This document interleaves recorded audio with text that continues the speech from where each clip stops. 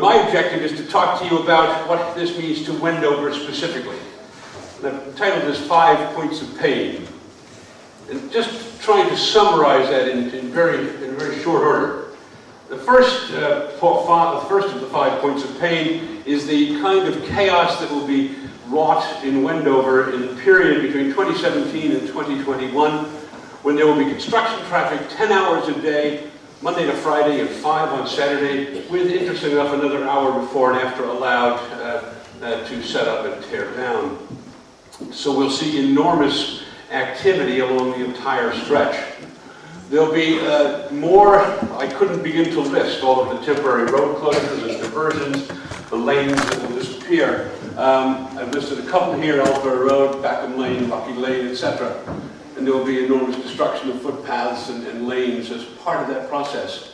It will entail between 80 and 140 heavy goods vehicles per day on the A413, and those of you who commute in at 7:30 in the morning will understand what that does to what that will do to the traffic going down towards Amersham.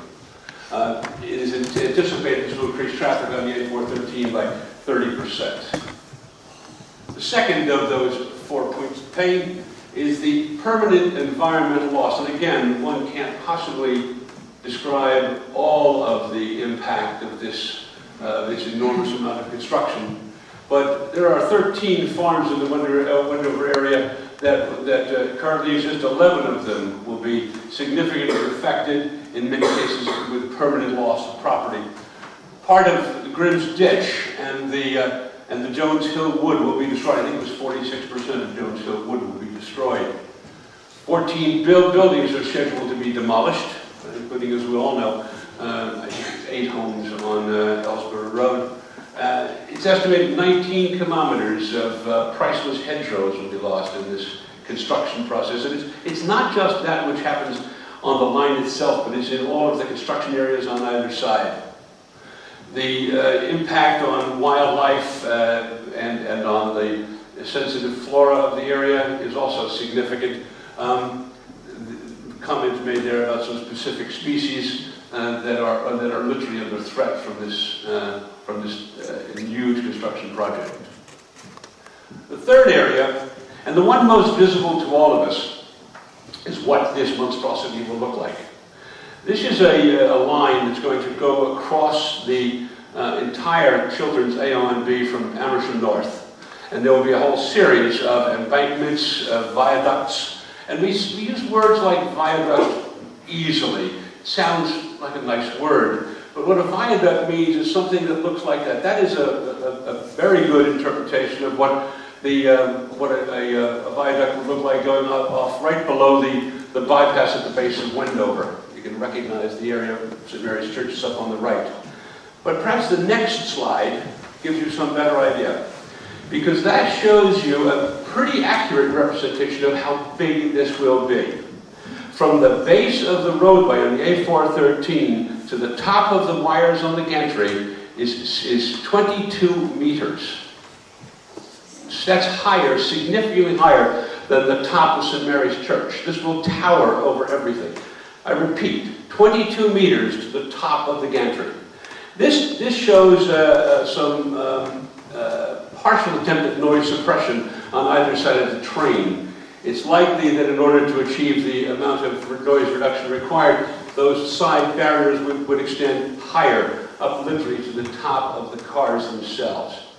Just think of what 22 meters means, 70 some odd feet. And it will run for 500 meters at Wendover Dean and 500 meters at a height of 18 meters at Smalldean. This is a full kilometer south of Wendover.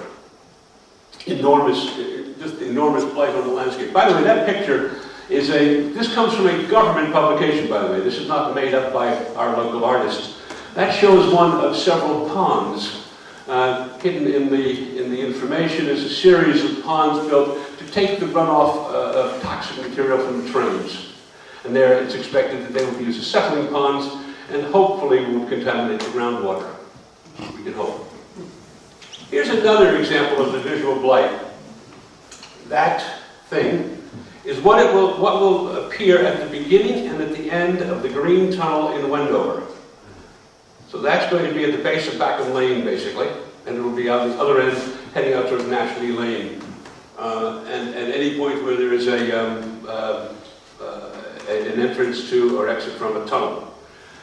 Those holes are obviously to allow air to escape and to be noise suppressants. But it will still be sitting there in the landscape. Noise. Noise, it's interesting. In the presentation of information about the impact of noise, these noise maps are generated. Again, these are generated by HS2.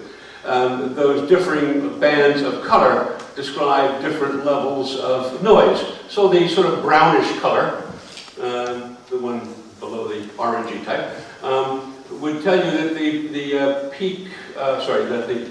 average peak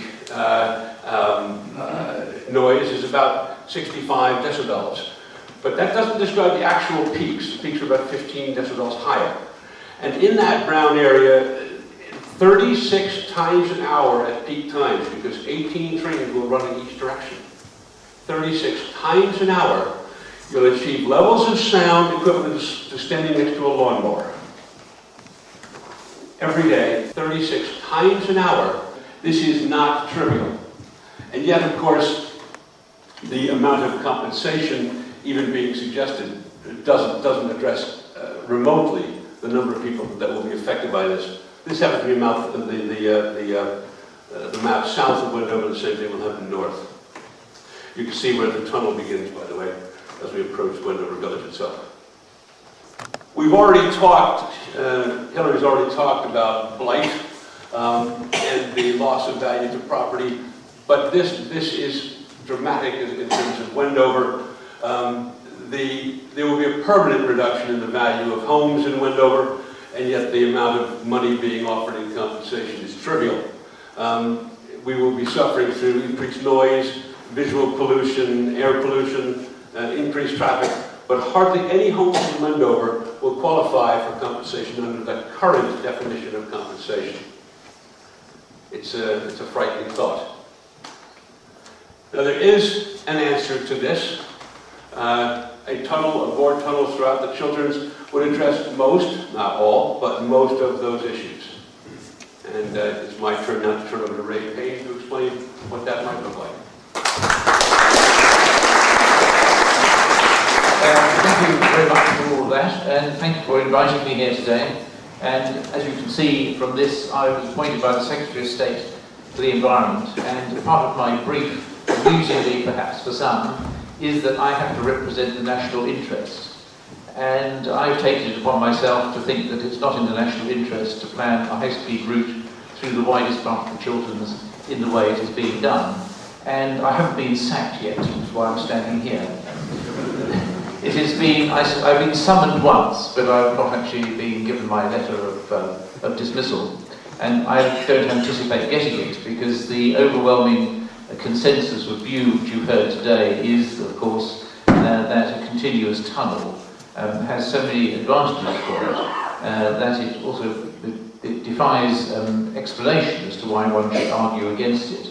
And what I've been asked to do today is not drone on about all those clever engineering things that some people like me get rather interested in, or not as the case may be, but to give you a flavour of what is involved in producing a tunnel and its various characteristics, and also some of the machinery that is involved in doing this.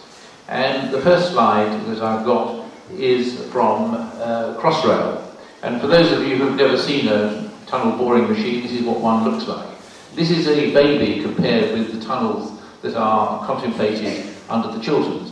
And one of the reasons why the Chilterns tunnels are so much larger, of course, is the line speed of the trains, which is far in excess of anything in Europe, not in China, but certainly in Europe, that has been designed so far. And I'll describe to you in a moment some of the ideas that HS2 Limited have got with regard to dealing with this, and also some of the sizes that are involved in these tunnels as a consequence of this speed, which incidentally also dictates the alignment and various other things. And the following slide from that gives you some idea, for those of you who don't know, and I hesitate to include this slide because this must be burnt on the brains of just about everybody in this room and elsewhere. The transit route across the Chilterns, as I said, is perversely at its very widest point. And some of us have tried to devise an actually wider one, and we can't. This is it. You can't get anything wider than this going through the Chilterns. There's lots of narrower ones.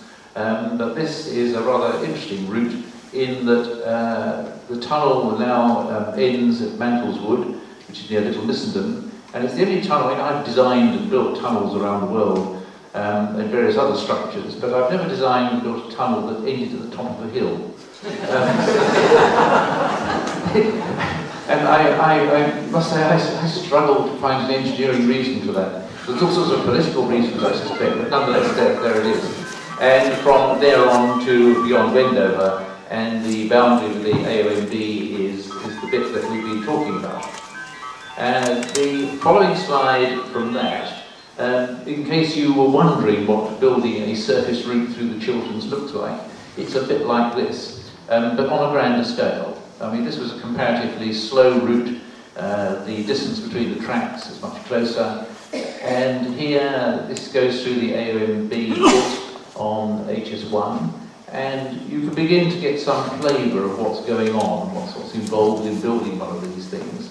And of course, it destroys the landscape forever. And one of the things that the board is particularly keen on, or many things it's particularly keen on, is taking account of the long-term view. That is the view that for the next 100 years, those of us who are on the board are its custodians. That's what we do, that's why we're there. And to have some short-term pain for the long-term benefits of all of this. And long-term benefits, by the way, aren't all that alarming. Trust me. The long-term benefits for a protected landscape are particularly important. But this sort of destruction strikes one as being irresponsible. Bearing in mind particularly that the Chilterns AONB protection, the same designation as a national park, it's not called one. I can dwell on that in questions afterwards if you wish, but just do bear in mind that the level of protection that the Chilterns has is no different to the level of protection with the designation as a national park has. Now, the tunnels and the track is nothing like this. Those of you who have this sort of homely thought that actually it's a railway line and it's a couple of tracks and all this other carry-on, forget it. And you've already heard some of the horrors that go with this, largely dictated by line speed, but also by the sheer scale of the rolling stock that's proposed. And instead of having a single bore, we are having two bores. And the reason for that is, again, it is line speed and air pressure. And the following slide gives you some idea in cross-section of what this thing looks like. Now, those look fairly modest, don't they? I mean, those tunnels, these are fairly small circles on a big piece of paper. The diameter of the tunnel, if you were to sit one in this room, is about twice its height. That gives you some idea of the scale of these things. And I've been sitting up there trying to work out the bay dimensions on this, and I think I've got it about right. It's just under twice the height of the floor to the ceiling in here. And the distance between them is just over the width of this room. So that gives you some idea of the scale of this object that is contemplated. And one of the reasons that these things cost so much money is because of that. The good news is that gradually the differential between the surface transit route and the continuous tunnel route has actually been coming down. It went from nearly 480 or so million to 450 to 420 to 400. And the latest incarnation from HS2, interestingly enough, it is now floated down to 330. And one of the reasons for this is that a big determinant, apart from the sheer size of these tunnels, because as I say, of line speed, is the rate of boring. And the initial estimates from HS2 were rather curious, because that was at 50 metres a week. And those of us who are in the business know, and we do as a daily part of our daily work, drive tunnels of this size in this sort of ground considerably faster than this. And the rate of advance of the tunnel headings now has gone up by HS2 from 50 metres a week to 80 metres a week. Interestingly, similar sized tunnels on the Channel Tunnel were rattled out at about 120 metres a week. So there's still some way to go on this sort of debate about how much does this cost, which is another discussion for another time perhaps. So that gives you some idea of the scale of these things and its cross passages. And the box tunnel, euphemistically described here as a green tunnel, which I find is a rather odd description. It's actually a thumping great concrete box. This is the one that strides along the boundary of Wendover. And we've heard about compensation, we've heard about noise, and building this thing is no mean feat. Interesting job for those of us who are in the business of building these things, but that's hardly the point.